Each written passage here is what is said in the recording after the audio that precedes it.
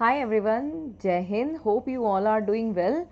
सो बेटा, आज मैं डिस्कस कर रही हूँ सीडीएस का 2021 का फर्स्ट पेपर। आप लोग को पता ही है कि हम लोग पीवाईक्यूज़ का डिस्कशन कर रहे हैं और मैं 2020 के दोनों पेपर डिस्कस कर चुकी हूँ और आज 2021 के फर्स्ट का पेपर डिस्कस कर रही हूँ, साइंस का कंप्लीट पार्ट, जिसमें फिजिक्स केमिस्ट्री बायो तीनों के क्वेश्चंस का डिस्कशन करूंगी। और जब हमारी सीडीएस की ये सीरीज़ कंप्लीट हो जाएगी पीवाईक्यूज़ की, then we will start NDA, right. तो चलिए लेट्स स्टार्ट। आप लोगों को क्वेश्चन यहाँ पर विजिबल भी हो रहा है।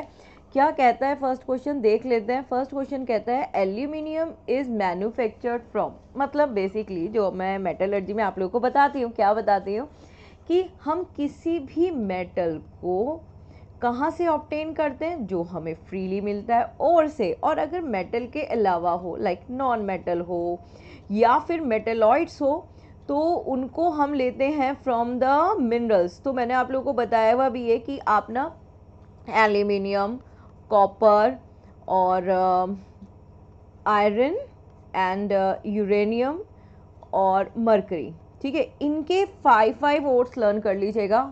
मोस्टली एवरी पेपर में ओर्स का एक क्वेश्चन आ ही जाता है। अब जैसे कि यहाँ पर क्वेश्चन है, ये हालांकि बहुत इजी क्वेश्चन है। इसमें कहता है aluminium is manufactured from, aluminium को आप कहाँ से बना रहे हो, कॉपर और बॉक्साइड और मिका और मैग्नीज और। तो दिस इज बॉक्साइड और, ये बॉक्साइड और से mostly all over the world हम जितना भी एल्यूमिनियम रिसीव करते हैं, बेसिकली एल्यूमिना Al2O3, तो वो ऑब्टेन करते हैं बाय द बॉक्साइड और। तो इसका जो करेक्ट आंसर है वो है बी, बॉक्साइड और, ठीक है। नेक्स्ट क्वेश्चन की तरफ चलते हैं। क्या कहता है, ये कहते हैं कि cell wall is not present in a cell of, ओ जब भी मैं क्लास में सेल वॉल कराती हूँ तो मैंने हमेशा बताया सिर्फ इन तीन के अंदर सेल वॉल प्रेजेंट होती है। इन तीन में एक है आपका फंजाई या फंगी, एक है बैक्टीरिया या ब्लू ग्रीन एल्गी, और एक है आपके हायर ग्रीन प्लांट्स या ट्रीज या प्लांट्स, ठीक है।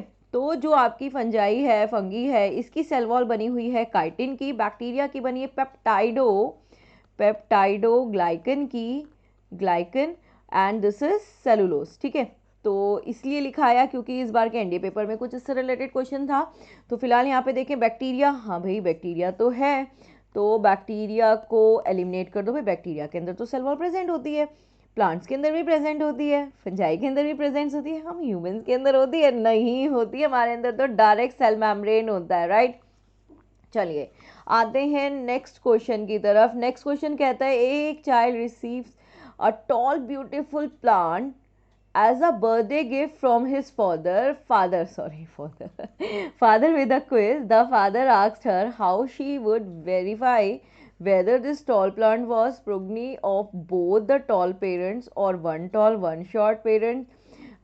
She could verify this through the cross pollination, self or tissue और नेगेटिव। याद रखना, जब टू डिफरेंट्स का हो, राइट, जैसे पेरेंट्स हैं, एक टॉल है या एक मदर एक फादर, तो जब भी टू डिफरेंट्स का होता है तो वहाँ पर हमेशा क्रॉस पॉलिनेशन होता है। तो इसका जो करेक्ट आंसर है बेटा वो है क्रॉस पॉलिनेशन, ठीक है बेटा।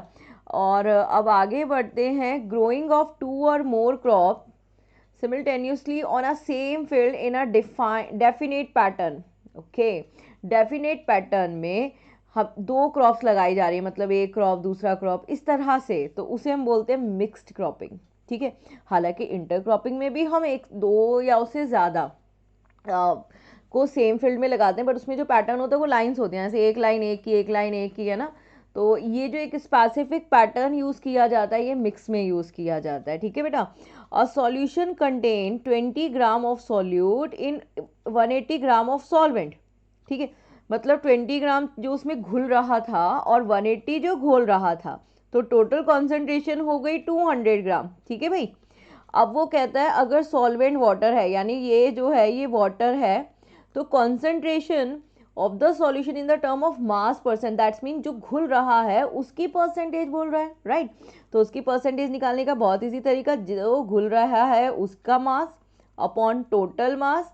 और जब भी हम किसी को परसेंटेज में करते हैं तो क्या करते हैं बच्चे, मल्टीप्लाई 100 कर देते हैं। ये इससे कैंसिल, ये इससे कैंसिल, 2 से 2 गया, आंसर आया 10%। तो the correct answer is C, 10%। Okay भाई, चलिए अब आगे बढ़ लेते हैं, नेक्स्ट क्वेश्चन की तरफ आते हैं। ओके, ये वाला क्वेश्चन कहता है कि थोड़ा सा फॉन्ट साइज बढ़ा लेते हैं। कहता है कि अगर ना 3 कॉपर वायर्स हैं of different length, different area of cross section, which one of the following would have a highest resistivity। तो बेटा मैंने ना ऑलरेडी इलेक्ट्रिसिटी वाली क्लास में ये बताया हुआ है, मैं फिर भी आप लोगों को बता दूं कि मेरा फिजिक्स केमिस्ट्री बायो का वो प्लेलिस्ट में ऑलरेडी सारे टॉपिक्स हैं। फिर भी अगर आपको कोई टॉपिक लगता है कि मैम हमें ना ये वाला टॉपिक पढ़ा दो बिफोर एग्जाम, तो बेटा मैं डेफिनेटली पढ़ा दूंगी, मुझे बता दीजिएगा ग्रुप में या यहाँ पर भी चैट करके। तो बच्चे याद रखना, जो रेसिस्टिविटी होती है ना विच इज़ रिप्रेजेंटेड बाय रो, ये सिर्फ मटेरियल पे डिपेंड करती है, ठीक है, एंड टेम्परेचर पे डिपेंड करती है। मटेरियल की लेंथ और एरिया से इंडिपेंडेंट होती है। कहने का मतलब है कि अगर मेरे पास एक इतनी छोटी सी कॉपर वायर है और इतनी मोटी सी कॉपर वायर है और बहुत बड़ी सी कॉपर वायर भी है, तो मैंने देखा है तो कॉपर ना भाई, है ना, लेंथ और एरिया से कोई फर्क नहीं पड़ता। तो अगर इसकी रेसिस्टिविटी रो है तो इसकी भी रो होगी और इसकी भी रो होगी, इसलिए all the wires would have a same resistivity, right. Length और एरिया पे क्या डिपेंड करता है, रेसिस्टेंस डिपेंड करता है। Resistance is directly proportional to length और इनवर्स प्रोपोर्शनल टू एरिया, ठीक है बेटा। अब नेक्स्ट पर आ जाइए, which one of the following is an electric conductor, यानी इलेक्ट्रिसिटी को कंडक्ट कौन करता है, एक plastic sheet, distil water, human body और वुडन थिन शीट। ऐसा लग रहा है कि यूपीएससी बोल रहा है कि बस टिक करो नंबर ले लो, है ना, that is human body. Of course हमारी बॉडी कंडक्ट करती है। डिस्टिल वाटर मतलब जिसमें मिनरल्स ही नहीं होते, है ना, और प्लास्टिक शीट तो करती नहीं है, वुडन भी नहीं करती, पता है आप लोगों को, है ना। चलिए नेक्स्ट क्वेश्चन की तरफ बढ़ते हैं। ये कहता है कि एक नॉन स्पेरिकल शाइनिंग स्पून है, मतलब नॉर्मल हमारी जो स्पून होती है वो कुछ इस तरह की होती है ना, थोड़ी सी कनकेव और कॉन्वेक्स दोनों साइड से, बट यहाँ जो है ये फ्लैट है, ठीक है, नॉन स्पेरिकल है और फ्लैट है, तो इसका मतलब ये एक फ्लैट हो गई तो भाई, और चमक तो होती है, शाइनिंग होगी क्योंकि मेटल है, हर मेटल में शाइनिंग होती है। तो इसका जो करेक्ट आंसर है कि ये कैसे कंसीडर करी जाएगी, ये एक प्लेन मिरर की तरह से कंसीडर करी जाएगी। नेक्स्ट क्वेश्चन की तरफ बढ़ते हैं। नेक्स्ट क्वेश्चन क्या कहता है कि कौन सा नॉन मेटल है जिसमें लस्ट्रस है। याद रखना जब भी इस तरह का क्वेश्चन हो, इवन मेरे स्टूडेंट्स तो इसको पढ़ते ही बोलेंगे हाँ हाँ ये आंसर है खैर अगर कभी भी ऐसा क्वेश्चन पूछा जाता है तो सबसे पहले आप क्वेश्चन में देखेंगे कि क्या आयोडीन है, राइट। अगर आयोडीन ऑप्शन में नहीं होगा तो we will go with a carbon. अब आप बोल रहे कार्बन में कब से चमक होने लगी, बताती हूँ। कार्बन का जो एलोट्रॉप है डायमंड, वो इतना प्योर होता है कि उसको एलिमेंट्री स्टेट में ही कंसीडर किया जाता है, और आपको पता है डायमंड के अंदर तो बहुत सारी शाइन होती है। तो फिलहाल यहाँ पे कार्बन भी है बट यहाँ पे आयोडीन भी है, इसलिए we will go with iodine. Is that clear. चलिए अब बढ़ते हैं आगे। इनमें से कौन सा मेटल है जो मेलिबिलिटी और डक्टिलिटी दोनों प्रॉपर्टी शो करता है, मतलब शीट भी बना सकते हो, वायर्स भी बना सकते हो। देखिए एक चीज हमेशा याद रखना, मेलिबल और डक्टिलिटी की बात करी जाए तो जो शीट्स होती हैं वो सिल्वर की सबसे ज़्यादा बनती है, डक्टिलिटी जो है वो आपकी गोल्ड की सबसे ज़्यादा होती है। बट सिल्वर और गोल्ड दो ऐसे हैं जिनमें दोनों प्रॉपर्टीज़ होती हैं, मोस्टली मेटल्स में दोनों होती हैं। ये सोडियम है, सोडियम आप जानते हो बहुत सॉफ्ट में कंसीडर किया जाता है। सीजियम, मरकरी, ये दोनों आपको पता है, ये this is like liquid state में होता है। और एयू जो है वो गोल्ड, दोनों प्रॉपर्टी शो करेगा, तो मेटल दोनों प्रॉपर्टी शो करता है। मेटल की फिजिकल प्रॉपर्टीज़ हो गई ना ये। तो अगर जो भी ऑप्शन है मेटल होगा, आप बोलेंगे और भी तो मेटल्स है, बट वो एक्सेप्शनल केसेस में है, ठीक है। तो दैट्स वाई ये वाला इसका करेक्ट आंसर होगा। नेक्स्ट स्टेटमेंट पर आ जाते हैं। 104 क्वेश्चन क्या कहता है कि इनमें से कौन सा स्टेटमेंट फीजन के रिस्पेक्ट में करेक्ट है। बेटा फीजन क्या कहते हैं, ये हुआ और ये ऐसे ऐसे बिखर गया, है ना। It is related with the creation of a new individuals by means of cell division in a unicellular organism. Absolutely right. आपने सुना होगा अमीबा फीजन करता है ना, बिना किसी पैटर्न के अपनी बॉडी को दो पार्ट में डिवाइड कर देता है, दिस इज कॉल्ड फीजन, है ना। यूनिसेलुलर एनिमल अमीबा करता है इसमें, है ना। और इसने सिर्फ यूनिसेलुलर ऑर्गेनिजम्स बोला है, तो फीजन जो है वो अमीबा करता है, ठीक है। तो ये वाला तो करेक्ट हो ही गया, मैं कुछ और भी सोच रही थी, खैर आगे बढ़ते हैं। It is related with the transformation of a heavier nucleus into a smaller one, ये तो भैया आपको यहाँ पर बता ही दिया। It is related with the creation of a heavier nucleus by the means of combining two higher nucleus. ओ अब ध्यान से देखिएगा, ये कहता है कि दो के कंबाइन होने से बनता है बेटा, जो कंबाइन होने से बनता है उसको फ्यूजन कहते हैं, फीजन नहीं। यहाँ पर इसने बोला यूनिसेलुलर एनिमल, यूनिसेलुलर सारे जो हैं वो सेल डिवीजन, ये फीजन वाला फॉलो नहीं करते, सिर्फ अमीबा करता है, इसलिए ये स्टेटमेंट भी रॉन्ग और ये स्टेटमेंट भी रॉन्ग, इसलिए करेक्ट वन जो है वो है आपका 2 ओनली। ठीक है भाई, चलो नेक्स्ट पर आ जाते हैं। ओ, फ्री लिविंग एनिमल कौन सा है? फ्री लिविंग एनिमल जो है वो flat, this is planaria, planaria को ही फ्री लिविंग बोलते हैं, फ्लैट फीता भी बोलते हैं कुछ इसको ऐसा। हाँ, तो ये जनरली कहीं पर भी रहता है, पानी वगैरह में भी रहता है और सॉइल्स में भी समटाइम, द मॉइस्ट सॉइल में स्पेशली। ठीक, तो दिस इज। और नेक्स्ट पर आते हैं, नेक्स्ट पर which one of the following is the structure of cardiac muscle cell? बेटा मैं जब भी आप लोगों को क्लास में टिश्यूज़ कराती हूँ, एनिमल टिश्यूज़, आप यहाँ पर भी देख लीजिएगा, मेरे प्लेलिस्ट में ऑलरेडी है ये टॉपिक। तो जब हम टिश्यूज़ करते हैं एनिमल टिश्यूज़, तो उसमें आते ही है आपकी मस्कुलर टिश्यूज़। मस्कुलर टिश्यूज़ में एक आपकी होती है वॉलेंट्री, एक होती है इनवॉलेंट्री, और एक स्पेसिफिक मैं लिखाती हूँ दैट इज़ कार्डिक मसल। तो जब भी हम कार्डिक मसल्स के बारे में बात करते हैं तो जो आपकी कार्डिक मसल्स होती है वो सिलेंड्रिकल होती है, ब्रांच्ड होती है, लेकिन यूनिन्यूक्लिएटेड होता है, तो that should be the correct answer. ठीक है बच्चे, और एक और चीज़ याद रखना, जितने भी हमारी हार्ट की मसल्स है बहुत हार्ड होती है, लेकिन उनकी इतनी ज़्यादा इलास्टिक लिमिट होती है, कितना मर्जी खींच लो यार टूटेगा नहीं, तभी तो उसको क्या बोलते हैं, इलास्टोमर से नेचर। नेक्स्ट क्वेश्चन की तरफ बढ़ते हैं, क्या कहता है, which one of the following naturally occurring acid is found in a, हाँ जी, एविडेंटली वर्ड आपने बहुत बार सुना होगा, मतलब ज़रूरत से ज़्यादा, या अगर हम सारी कंपोजिशन देखो यार ये बहुत ज़्यादा है, तो टमाटो के अंदर सारे ये जो ऑप्शंस में ऑलमोस्ट सारे हैं। अब यहाँ पे बोले यार ज़्यादा कौन सा है, तो हम लोग कंसीडर करेंगे कि इट स्टेट ऑन दैट जब टमाटो टमाटो प्रॉपर बन चुका है, मतलब वो रेड वाला टमाटो के बारे में बात कर रहे हैं। हमेशा याद रखना जितने भी ये सीड्स वाले आपके फ्रूट्स होते हैं उनके सीड्स में ऑक्जेलिक एसिड होता है ना, तभी तो ये स्टोन बनाता है। तो जिन लोगों को स्टोन की प्रॉब्लम होती है, किडनी स्टोन की स्पेसिफिकली, उनको मना किया जाता है टमाटोज खाने के लिए। क्या होता है उसके अंदर सबसे ज़्यादा ऑक्जेलिक एसिड, इसी ऑक्जेलिक एसिड को इंक स्ट्रेन रिमूवर की तरह से भी कंसीडर किया जाता है, और भी कहीं यूज़ किया जाता है, बिल्कुल यूज़ किया जाता है। कहाँ पर, जो हम ब्लड डोनेट करते हैं ना, ब्लड बैंक में रखा जाता है, तो वो उसमें क्लॉट नहीं होने देता। ठीक है, चलिए नेक्स्ट पर आते हैं, this is soda acid fire extinction. नाम से पता चल रहा है यार सोडा, और soda is your sodium bicarbonate, है ना। तो sodium chloride, calcium hydroxide, acetic acid, sodium hydrogen carbonate. बेटा देखो क्या होता है, फायर एक्सटिंक्शर जो है ना, मैंने हमेशा क्लास में 3 तरह के बताए। एक वो है जो नॉर्मल वुड में बर्निंग हो गई, पेपर में बर्निंग हो गई, वहाँ काम करता है, वहाँ आप वाटर भी ले सकते हो, वहाँ आप सैंड भी ले सकते हो, और कार्बन डाइऑक्साइड भी ली जा सकती है ना। और व्हेन वी टॉकिंग अबाउट कि वो आग जो इलेक्ट्रिसिटी से लग रही हो, यानी शॉर्ट सर्किट से, या ऑयल बर्निंग हो रही हो, तेल जल रहा हो, देखा ना वाटर के ऊपर भी अगर ऑयल आ जाता है वो जलता रहता है, तो यहाँ पे वाटर उसको बुझाने का काम नहीं करता। तो जब इलेक्ट्रिसिटी या ऑयल बर्निंग की हम लोग बात करते हैं, तो यहाँ पर जो हम यूज़ करते हैं, इसमें यूज़ करते हैं सोडा एसिड, सोडा एसिड वाला, है ना। और इसमें हम लोग यूज़ करते हैं फोम फायर एक्सटिंक्शर। जब हम सोडा एसिड के बारे में बात करते हैं तो उसमें सोडा होता है, जैसे सोडियम बाइकार्बोनेट, और एसिड होता है oil of vitriol, that is H2SO4।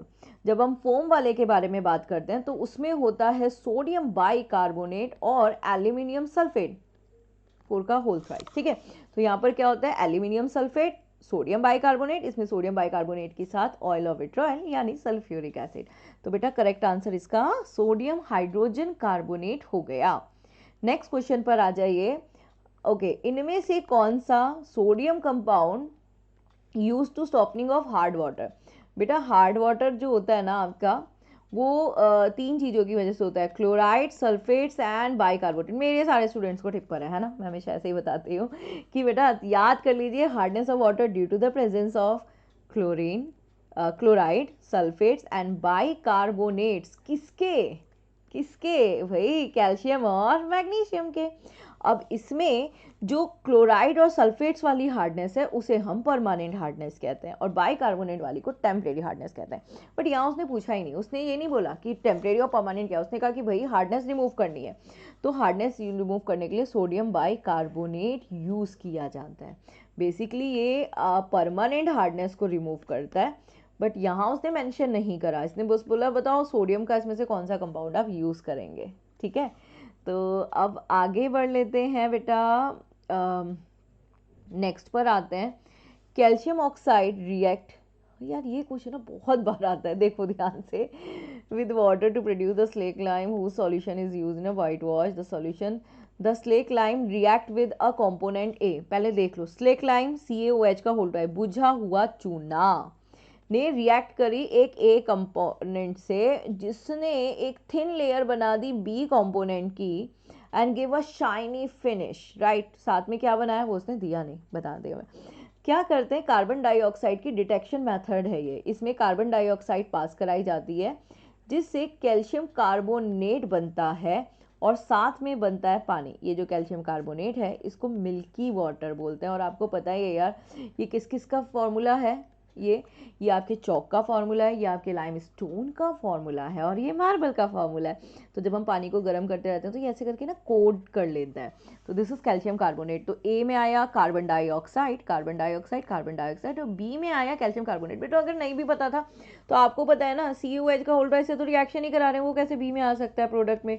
That's why D should be correct answer. इसको मैंने क्लास में भी बताया हुआ है कि ये कार्बन डाइऑक्साइड का डिटेक्शन मेथड है। बेटा एक चीज़ और यहाँ पर बता दूँ फटाफट से, अगर ये कार्बन डाइऑक्साइड बहुत ज़्यादा पास करा दिया आपने एक्सेस अमाउंट में, तो ये ट्रांसपेरेंट हो जाता है पानी की तरह, क्योंकि ये बना देता है कैल्शियम बाइकार्बोनेट। ठीक है, कैल्शियम बाइकार्बोनेट ट्रांसपेरेंट हो जाता है। ठीक है बच्चे, नेक्स्ट पे आ जाइए। ओ हाउ मैनी टी internal reflection of a light taken place in the formation of primary rainbow.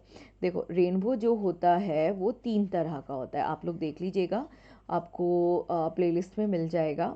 यहाँ मैंने 3 ह्यूमिड पार्टिकल्स बनाए, मैंने क्लास में भी ऐसे ही बताया हुआ है। ये नॉर्मल डेज का है, जैसे बारिश नहीं हो रही तो रे आई, इसके अंदर एंटर करी और ऐसे करके निकल गई। इसमें रे लाइट आती है, यहाँ से टकराती है, फिर यहाँ से टकराती है और बाहर निकल जाती है। इसमें रे ऑफ लाइट यहाँ आती है, यहाँ टकराती है, यहाँ टकराती है और ये बाहर निकल जाती है। यहाँ बाहर निकल के 7 कलर में स्प्लिट हो जाती है। ये वाला प्राइमरी रेनबो, ये वाला सेकेंडरी रेनबो। देखो इसमें रिफ्लेक्शन कितनी बार हुआ, एक ही बार। इसमें रिफ्लेक्शन कितनी बार हुआ, 2 बार। तो इसमें रिफ्लेक्शन जो है वो एक ही बार हो रहा है और इसमें 2 बार हो रहा है। 2 बार रिफ्लेक्ट होने की वजह से सेकेंडरी रेनबो की विजिबिलिटी थोड़ी कम हो जाती, नहीं होता कभी कभी धुंधला सा रेनबो दिखाई देता है, तो वो सेकेंडरी है। और जिसमें एक बार हो रहा है वो प्राइमरी है, तो इसमें कितना हो रहा है, एक ही बार, राइट। आगे बढ़ते हैं। The direction of acceleration and a uniform circular motion along the, बेटा हमेशा याद रखना अगर ये एक पॉइंट है, this should be the direction of velocity, तो एक्सेलरेशन हमेशा उसके परपेंडिकुलर होगा along the radius toward the centre. अब यहाँ पर देखते हैं direction of motion, no. Tangent of a circle at a point of observation, direction of velocity, no. Perpendicular to the velocity, yes that should be the correct answer. ठीक है भाई, चलो next पर आ जाएं बेटा। नेक्स्ट पर देख लीजिए, वेट क्या है, या weight of an object is due to. आप सबको पता है, वैसे तो हम इसका आंसर बोलते हैं because of the gravitational pull. अब ग्रेविटेशनल पुल तो यहाँ पर दिया ही नहीं है, तो हम क्या बोलेंगे कि वो फोर्स, इसमें ऑप्शन में देख रहे हैं, जो net force acting on it, no. The total of all forces acting no, the force that is exert on a ground, ये बोल सकते हैं, क्योंकि देखो ग्रेविटेशनल का जो रूल है वो हमारे अर्थ पर ही है, इंटरनल प्रॉपर्टीज नहीं भाई। That should be correct answer. तो इसमें ग्रेविटेशनल फोर्स है जो कि आपको पता ही है आपके ग्राउंड यानी अर्थ के डायरेक्शन से लगता है ना बेटा। चलो ये मतलब रिपीट हो गया भाई, चलो यहाँ पर आ जाइए। The size of a particles being study in nano technology. Nano technology वो होती है इसमें जो बहुत छोटे छोटे की स्टडी की जाती है, बहुत छोटे छोटे की। तो जो नैनो होता है वो 10⁻⁻⁹ मीटर के करीब होता है ना। तो जब यहाँ पर नैनो टेक्नोलॉजी बोल रहे हैं तो याद रखना ये 1 से लेके 100 नैनोमीटर की स्टडी करता है। ठीक है, नैनो टेक्नोलॉजी, ओके। इसका याद, चलो अभी आगे बढ़ते हैं मैं कुछ और बताने वाली थी बट यहाँ नहीं, बाद में बता दूंगी। इलेक्ट्रिसिटी में मोस्टली न्यूमेरिकल में इस तरह के टर्म्स यूज़ करते हैं हम लोग। एक एंटीबायोटिक है, is not useful against the virus whereas the vaccine is. हाँ ये तो अभी ना कोरोना के बाद सभी जान गए है ना कि भाई कोरोना वायरस आया, उस पर कोई भी एंटीबायोटिक काम नहीं कर रही थी। फर्स्ट एंटीबायोटिक कौन सी है, पेनिसिलिन है। एंटीबायोटिक बैक्टीरिया पर एक्ट करती है लेकिन वायरस पे नहीं करती, क्योंकि इसका बेसिकली जो फंक्शन होता है ना एंटीबायोटिक का, ये सेल वॉल को डिस्ट्रॉय करती है, और भाई वायरस के पास तो सेल वॉल है ही नहीं। फिलहाल देख लेते हैं ये क्या रीजन कहता है कि एंटीबायोटिक जो है वो आरएनए को ब्रेक करती है, डीएनए को नहीं। Okay, antibiotic is a carbohydrate in its a chemical nature, where a vaccine is a protein. काट दो यार, पता नहीं क्या क्या है। Only a vaccine can break the genetic material of virus. अच्छा, a virus does not use biochemical pathway which can be block by antibody, that's, है ना, क्योंकि ये हम सब जानते हैं ना कि वायरस जो है वो नॉन लिविंग की तरह से कंसीडर किया जाता है। एक चीज और याद रखना, डीएनए का होगा या आरएनए का होगा वायरस, अगर आरएनए वायरस है तो दैट इज डेंजरस, या डेंजरस का मतलब ये है कि ये नुकसान पहुंचाएगा प्लांट्स को भी और एनिमल्स को भी, याद रखिएगा बेटा ये बात, ठीक है। अब आते हैं नेक्स्ट पर, ये कहता है इनमें से कौन सा pioneer is discovering the heat, ओ ओ ओ ओके, आप सब जानते हैं ना जब किसी सर्किट में करंट पास होता है तो उसमें हीटिंग इफेक्ट होता है, नहीं जानते तो घर में देखो, विंटर का टाइम है, आप लोग हीटर वीटर जला रहे होंगे तो देखना, हाँ वायर पे कोडिंग होनी चाहिए, हाँ, तो टच करके देखते हो तो वायर ना गर्म हो जाती है, क्यों होती है, क्योंकि जैसे जैसे उसमें चार्ज फ्लो करता है हीटिंग इफेक्ट आता है, तो ये जो हीट होती है ये I² RT के इक्वल होती है, यानी जितना ज़्यादा करंट पास होगा, जितनी देर तक होगा और जितने रेसिस्टेंस के साथ होगा, उतना ही हीटिंग इफेक्ट होगा। जब मैंने ये क्लास में बताया तो मैंने इसको नाम भी दिया, दिस इज जूल, है ना, जूल लॉ या हीटिंग इफेक्ट ऑफ जूल। तो दैट्स क्लियर कि इन्हीं साइंटिस्ट ने बनाया था, और साइंस में हमेशा यही होता है, रिस्पेक्ट देने के लिए उनके नाम पर लॉ या यूनिट रख देते हैं, यस, तो that is the correct answer, ठीक है भाई। चलिए आगे बात करते हैं, अगर नहीं भी पता था तो थ्रू द एलिमिनेशन कर सकते थे, क्योंकि रिमेनिंग साइंटिस्ट को हम लोग सब जानते हैं कि उनका क्या क्या साइंस में इन्वॉल्वेशन है ना बेटा। नेक्स्ट पर आओ, इनमें से कौन सा इलेक्ट्रोमैग्नेटिज्म लॉ मैग्नेटिक फील्ड के डायरेक्शन को डिफाइन नहीं करता, यानी does not give the direction of magnetic field. देखो जितने भी हैंड रूल्स होते हैं वो सारे के सारे डायरेक्शन की ही वजह से बनाए जाते हैं, मतलब हैंड रूल का मतलब ये होता है कि अपवर्ड है, डाउनवर्ड है, डायरेक्शन डिफाइन करता है। इलेक्ट्रोमैग्नेटिक सिर्फ इंडक्शन वाला ये लॉ है जो बताता है कि भाई दिस इज अट्रैक्टेड प्रॉपर्टी, मतलब इलेक्ट्रिसिटी से मैग्नेटिक फील्ड का बनना, यहाँ पर मैग्नेट का डायरेक्शन शो नहीं होता मैग्नेटिक फील्ड का, इसलिए ये वाला अप्रोप्रिएटली आंसर होगा।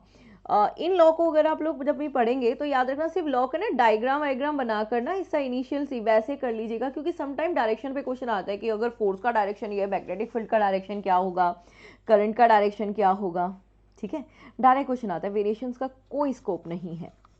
नेक्स्ट पे आते हैं, एक स्टूडेंट ने कहा, क्या कह दिया स्टूडेंट ने कहा कि भाई मुझे एक ना एक्सपेरिमेंट करना है जिसमें सेल डिवीज़न जो प्लांट के अंदर हो रहा है उसे इंक्रीज करना है। तो उसने अपने सुपरवाइज़र से पूछा कि सेम ऐसा कौन सा हार्मोन काम करता है। तो बेटा जब मैं ये चारों हार्मोन्स आप लोगों को बताती हूँ तो मैंने कुछ हार्मोन्स के बारे में आप लोगों को ये बात बताई हुई कि ये मास्टर हार्मोन्स है, ये इनहिबिटर्स ऑफ अदर हार्मोन, जो और हार्मोन्स निकल रहे हैं उनको रोकने का काम करता है। और ऑक्सिन जो है वो सेल के अंदर मूवमेंट के लिए रिस्पॉन्सिबल है। जिब्रेलियंस जो है जनरली लेंथ को एकदम से बढ़ाने के लिए रिस्पॉन्सिबल है, बट साइटोकिनिन्स इज दैट जो सेल डिवीजन के लिए रिस्पॉन्सिबल है। जब भी मैं बच्चों को पढ़ाती हूँ मतलब जब भी मैं टॉपिक कराती हूँ मैं उसमें प्रॉपर लिखती हूँ कि it is responsible for a cell division, maybe cell elongation हुई है या नहीं हुई, है ना, मे बी सेल ग्रोथ हुई है या ना हुई, लेकिन हाँ ये पर्टिकुलर सेल डिवीजन के लिए रिस्पॉन्सिबल है, ठीक है। आगे बढ़ते हैं, इनमें से कौन सा ऑर्गेनल है जिसके पास अपना खुद का डीएनए एंड राइबोसोम्स है, ये तो मैंने बताया हुआ है, trick, MNC, mitochondria, nucleus and chloroplast. सिर्फ यही 3 ऑर्गेनल्स हैं जिनके पास खुद का डीएनए, राइबोसोम्स और आरएनए। यहाँ ऑप्शन में कहते हैं Golgi body, endoplasmic reticulum, no, mitochondria होता है, प्लास्टिड होल्ड कर सकते हैं क्योंकि क्लोरोप्लास्ट जो है वो एक प्लास्टिड ही है, लाइजोसोम्स नहीं होता, वैक्यूल्स नहीं होता, प्लास्टिड होता है। तो जो करेक्ट आंसर लग रहा है वो है कॉम्बिनेशन बी, जो क्लोरोप्लास्ट है वो एक प्लास्टिड ही है बेटा, ठीक है। आगे आ जाओ, क्या कहता है कि osmosis is the process of movement of water molecules. बेटा मैंने इसमें मुझे वो किशमिश वाला एग्जांपल दिया है ना, कि आपके पास एक वेसल में वाटर है और एक में मिल्क है, आपने दोनों के अंदर रेजिन्स किशमिश डाली, दोनों स्वेल कर गई, अब ये मिल्क वाली किशमिश को उठाकर पानी में डाल दिया, तो जब मिल्क वाली किशमिश को पानी में डाला तो ये सिंक हो गई, सिकुड़ गई, तो इसके अंदर वाटर क्यों नहीं आया, क्योंकि ऑलरेडी मिल्क था और मिल्क की कॉन्सेंट्रेशन वाटर से ज़्यादा है। तो ऑस्मोसिस वो प्रोसेस है जो सिर्फ हायर को लोअर की तरफ थ्रो कर दी, और वो तभी करेगी जब उस पर सेमी परमिएबल मेम्ब्रेन है। फुली परमिएबल बोलते तो मतलब कुछ भी चीज़ अंदर आ सकती थी, ठीक है। तो हायर टू लोअर, ये लोअर टू हायर को एलिमिनेट कीजिए, higher to lower, higher to lower, ये कहते हैं थ्रू द सेल वॉल, ठीक है। सेल वॉल तो सिर्फ स्पेसिफिक्स में होती है, इसने सेल नाम नहीं दिया, और सेल वॉल जो होती है वो रिजिड होती है, जो ऑस्मोसिस होती है वो सेल मेम्ब्रेन के होता है, इसलिए इस ऑप्शन को भी एलिमिनेट कीजिए। ये कहता है फुली परमिएबल, अगर फुली परमिएबल होता तो ये सबको अलाउड कर देता, बट यहाँ पर क्या है, दिस इज सेमी परमिएबल या सेलेक्टिवली परमिएबल, ये तो डायरेक्ट ऑस्मोसिस की डेफिनेशन ही हो गई बेटा, ठीक है। और नेक्स्ट पर आ जाओ, नेक्स्ट क्या कहता है, ओके, कहता है कि लेड नाइट्रेट को हीट किया, ये मैंने लास्ट पेपर में भी आया था ये क्वेश्चन, है ना। देखो सिंपल लिख लीजिए, this is lead nitrate PbNO3 का होल ट्वाइस, लैब में यूज़ किया जाता है क्योंकि इसमें दो गैसेस का प्रोडक्शन होता है। तो एक तो बन जाता है लेड ऑक्साइड, एक बन जाती है नाइट्रोजन डाइऑक्साइड, और एक बन जाती है ऑक्सीजन गैस।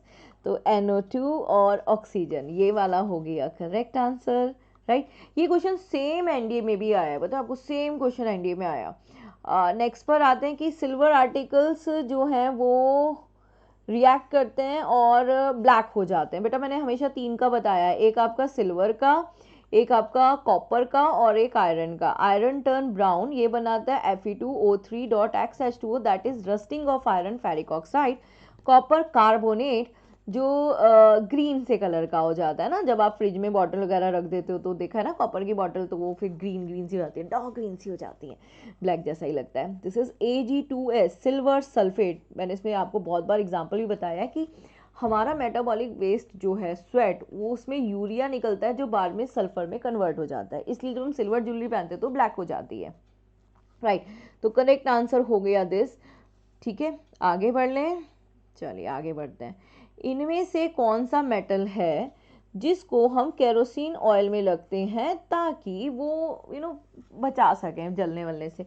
तो भाई रिएक्टिव होगा मेटल, वही ना, तो मेटल रिएक्टिविटी सीरीज में यही तो होते हैं ऊपर दो आपके, जो बहुत ज़्यादा रिएक्टिव होते हैं, पोटेशियम और सोडियम।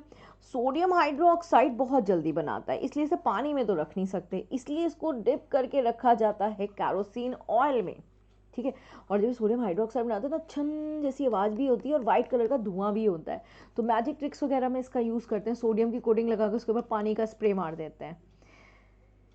कितने क्वेश्चन रह गए भाई, अरे वाह, और इसी के साथ हमारे सारे क्वेश्चंस डिस्कस हो गए। ओके भाई, मुझे बताना कि आप लोगों को समझ में आ रहा है कि नहीं, और अगर आपको ऐसा लगता है कि मैम ये वाला टॉपिक हम भूल चुके हैं, प्लीज़ ये वाले टॉपिक की क्लास ले लीजिए, या कुछ भी डाउट ऐसा लगता है तो बेटा मेरा जो टेलीग्राम चैनल है you can ask there also, आप यहाँ पर भी चैट से पूछ सकते हैं। और मेरा एक पेड कोर्स भी है जो अभी एक तो रनिंग में है और 3 मंथ्स का है, और एक मैं स्टार्ट कर रही हूँ by the 1 January, right, with a very reasonable fees. उसके बारे में मैं डिस्कस करूँगी, जब आप लोग कोई भी स्टूडेंट होगा तो डायरेक्ट मुझे मैसेज कर सकता है। और फिजिक्स केमिस्ट्री बायो तीनों कराने हैं मुझे इसमें, और एक तो मेरा रनिंग बैच है और एक मेरा स्टार्ट कर रही हूँ मैं बाय द 1 जनवरी। ओके, तो ठीक है बेटा, दैट्स इट फॉर टुडे। अभी फिर 1 और 2 डेज़ के बाद मैं आपसे 2021 के, ये फर्स्ट वाला पेपर था, फिर 2021 का सेकंड पेपर भी डिस्कस करूँगी, ठीक है। और मुझे बताइएगा, रिस्पॉन्स दीजिएगा कि आप लोग को क्लियर हो रहा है या नहीं, या कुछ भी डाउट है, कुछ भी क्वेरी हो तो प्लीज़ मुझे बताइएगा, ठीक है। बाय एवरीवन, टेक केयर, जय हिंद।